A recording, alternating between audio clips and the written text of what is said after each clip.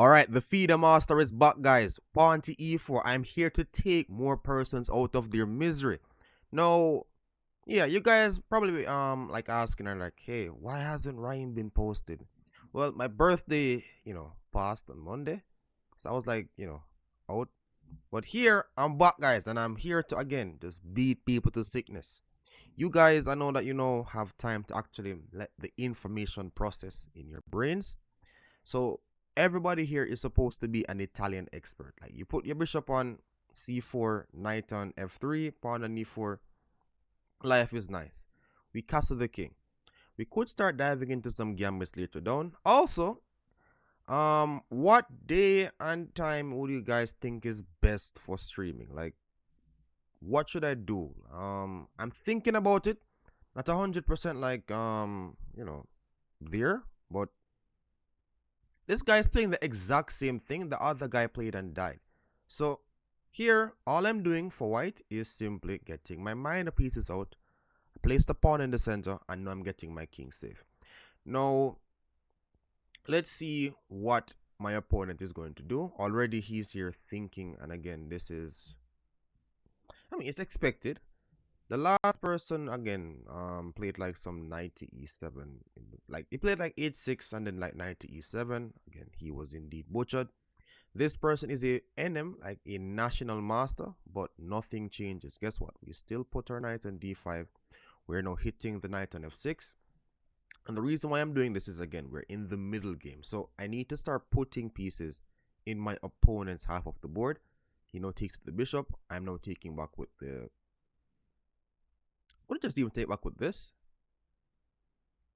I want to actually just like transfer this knight to e4, which is why I'm considering taking with the pawn. But like bishop here, guys. I'm going to play bishop takes d5.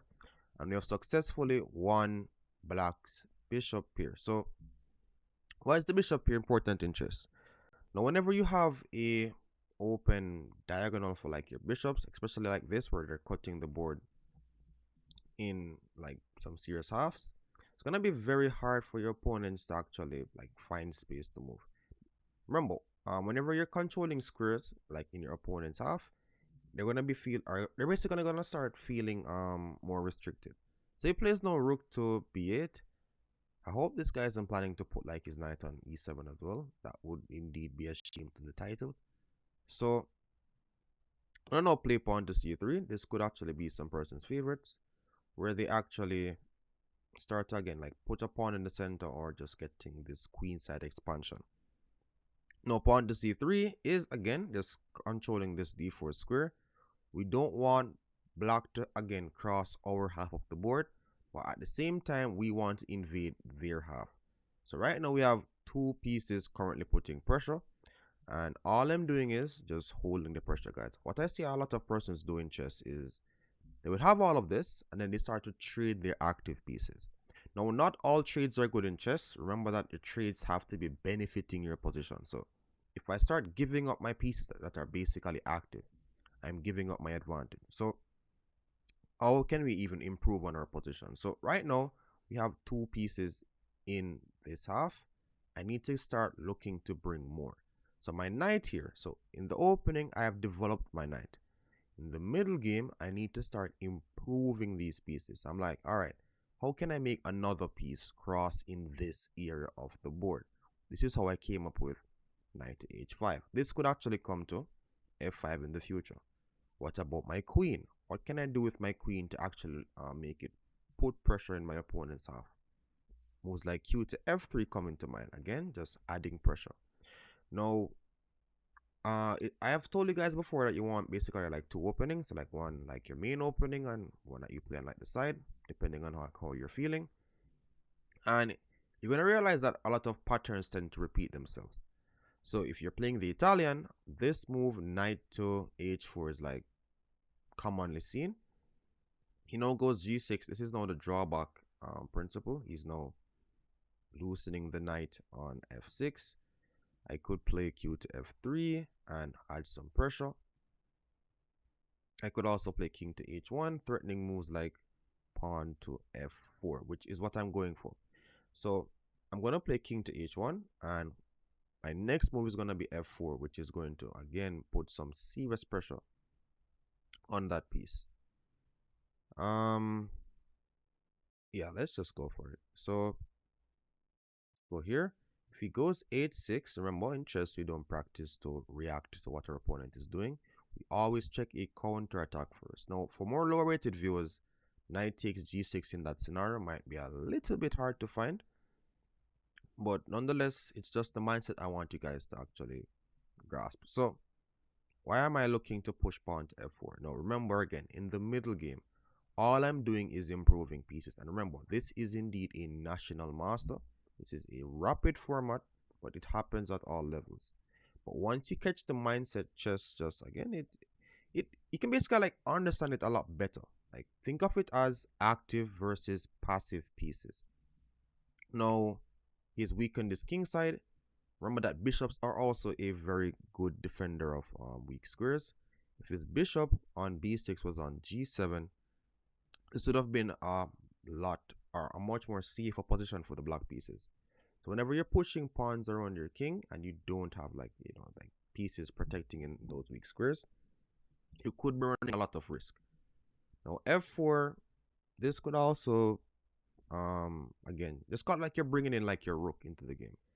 Your rooks need open files. If there's none, you can actually utilize like your pawn breaks to get this done. That's what I came up with this move pawn to f4. And the more pieces you get into the game, the better. So the reason why black is under so much pressure is because I'm utilizing my active pieces. Now, for white, like here, I'm not really wondering how am I going to defend this position because black barely has active pieces. The reason why I was not able to push pawn to f4 immediately, it's because of this piece that was currently pinning the pawn to the king. So, sacrifices his queen, which is absolutely acceptable. He's going to be going down 2 pieces for the queen. So, I've now collected this. That is a very decent sacrifice from my opponent. It's losing, but he has to try something to actually not like roll over in this game. So, right now, he has these pieces again in the game. 2 rooks, currently looking for like some activity. Now, remember, whenever we're winning in chess, we don't want to ease up the pressure. So we're going to, again, still continue by getting our pieces up the board. So we always look into this area and we start to point pieces in that direction. What is queen to g4 doing? By you having active pieces, they start to help each other. Like here, I could have been looking to put like my knight on f5. He played f5 instead. Let's take it. No, I'm expecting knight takes. And I am checking again for my forward moves. I'm looking if moves like knight takes g6 works. If not, I'll just continue again with just like normal moves. But I'm not seeing where it works. So let's just take it. Goes rook takes f5. And we have rooks. Rooks need open files. Could actually look to break with f4. But the thing is, I don't want to be trading too much material. It's not like really ideal for me right now. I'm going to push my queen to c4. Try to actually infiltrate on these light squares. And could also just push my pawn to f3 to actually, again, like he's currently threatening my pawn. Like you always check to see what your opponent is threatening before you move. So that's why I'm playing pawn to f3 now, just to safeguard our pawn. But my queen being on c4 is having some ideas of infiltrating in the position. Now, I'm going to play this move pawn to b4 and try to get this pawn on the board. We need pawn breaks to activate our rooks. If you're ever playing chess and you're like, hey, why can't I find a plan for my pieces? Ask yourself, like, what kind of pieces do you have on the board? If you have knights, you know that your knights need like outposts. If you have bishops, you basically know that you need to put like your bishops on open diagonals. If you have rooks, you need open files, and if there's none, you utilize your pawn breaks to get this done. So here I'm playing pawn to a4, goes pawn to a5, and again I could actually start, let me just improve here first. I could look at queen to b5, could also take to actually open up the b file. I'm leaning towards taking. I need action again. I need an open file. So let's take it. So now we have an open B file for a rook. That's one piece more into the game. And yeah, we're just like keeping it chill. So he goes knight takes, and here let's could also play Q here. Go Q to B5.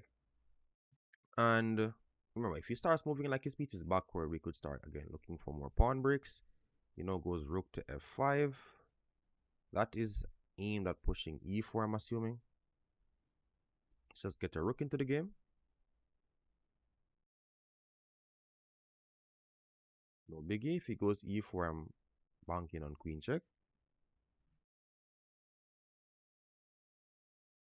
Alright, so he goes E4. Let's give him the check. Expecting rook blocks. And no Q to E6. So what has happened is that I've basically, again, infiltrated into this area. If he takes, I'm going to win that pawn back eventually. Now, remember, he's a national master, so he's going to like put up some resistance. But nonetheless, this is still not really a decent position. So let's take it. We capture. Takes. And we need to bring this rook into the game. Like, it's on an open B file, but it's not the best. I'm even thinking of right now to just like take rook takes B6. But I need to keep this like super simple for you guys. Like yeah, nothing too out of the ordinary. That being said, I'm still thinking of the sacrifice, guys. Like yeah, I'm just gonna take it. So let's sack. Super sack, guys. So a queen is actually better than like a knight and a rook, especially the fact that they're very uncoordinated right now. So let's give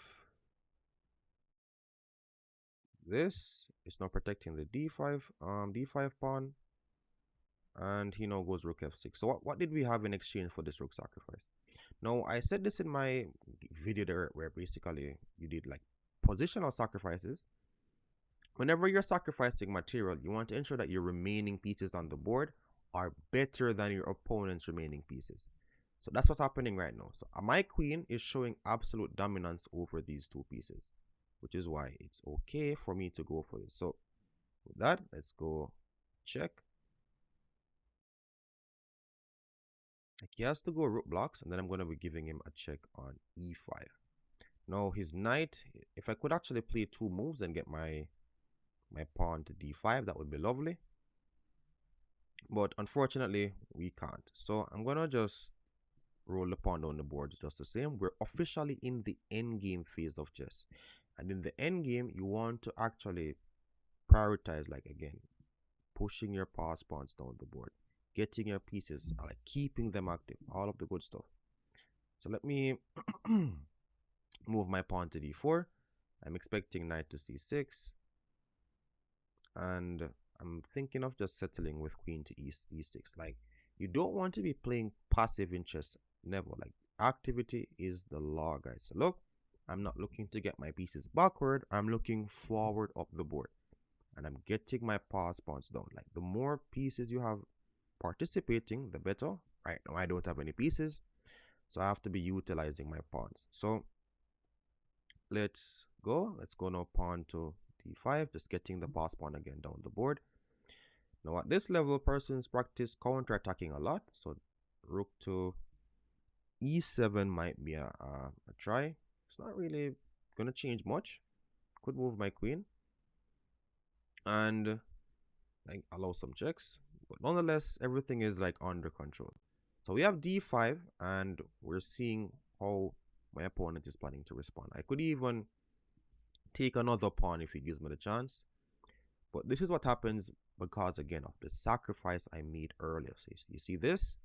So again, just ensuring that the remaining pieces you have on the board is better than your opponent's pieces. No, like queen check looks good, but I'm gonna just like take, like his knight is actually buried on that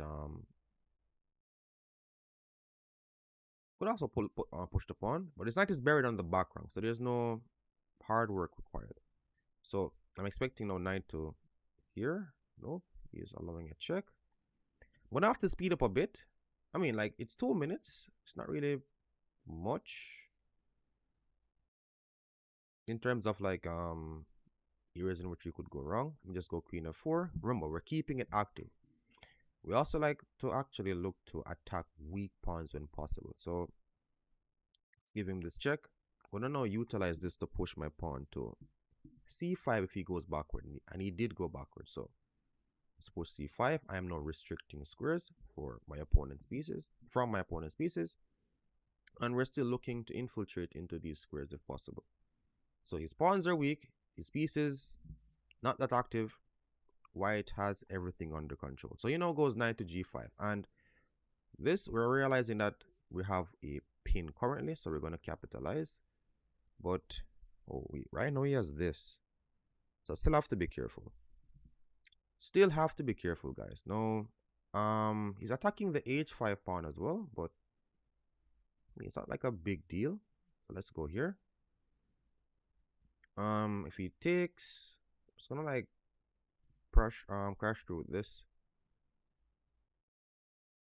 Seems okay. Or I could even push like d6 and then like threaten some queen to h8.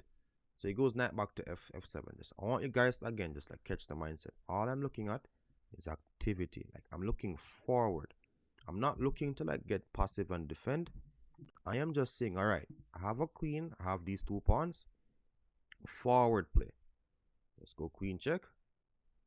All right, and then we could actually look to push our pawn here. Let's push the pawn. All right, like his rook has to stay defending this c7 square, and then my other pawn is going to start ruling down the board. So it gives me a check. That is a little inaccurate. I'm going to start moving my king, and remember, we're threatening checkmate in one if he's not careful. So my pawns were basically helping my opponent to stay extremely passive.